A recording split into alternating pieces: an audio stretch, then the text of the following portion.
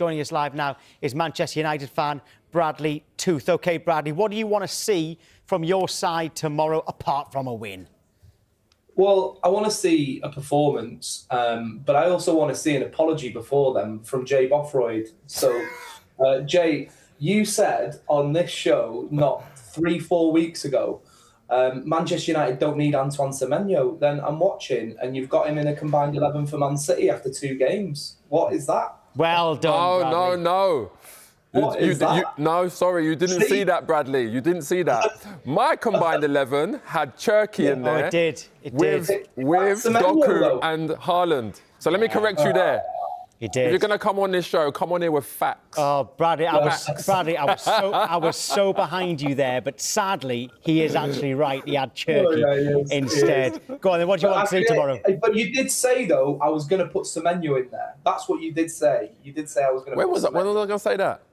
You said that. You said that on here not 10 minutes ago. We're going to have to pull that out. I can guarantee you're not going to get an apology anyway.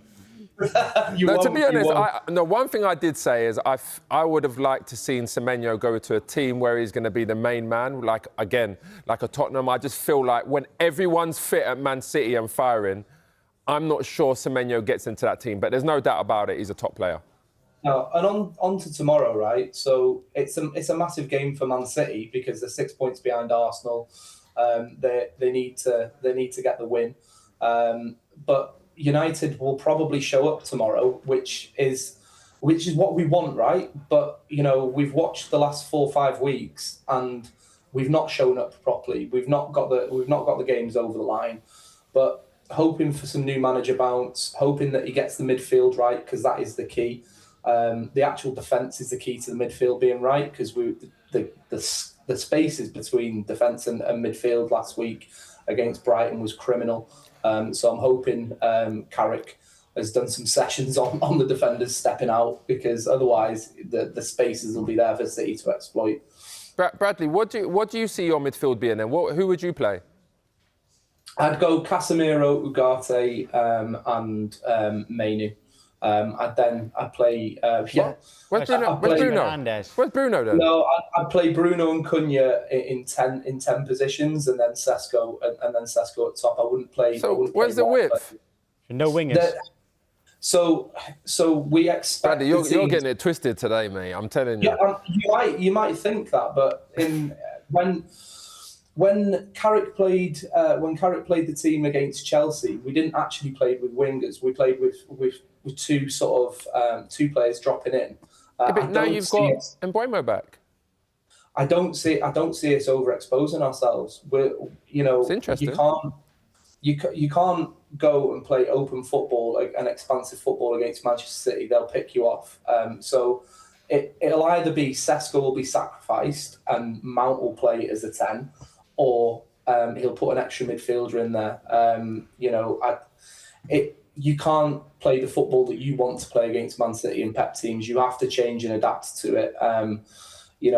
We saw that earlier in the season that Amorim wouldn't be pragmatic against City. We went with the same system and Pep picked it apart. So Carrick will have to do something different. I might be wrong. How would the fans take it, though, if you are a little bit more conservative? If you've got, you said Casemiro and Ugarte in there. Yep. If you are going conservative, how do you think the majority of the fans would take that when it seems like a lot of the fans want you to play with attacking wingers? So the derby is different, right? If you win the derby, right, it doesn't matter how you play. If you win the derby, you win the derby. You can go to work in the morning, absolutely cock a hoot that you can just get it over on a City fan, right? You can buzz in the WhatsApp group. So I think Carrick understands that.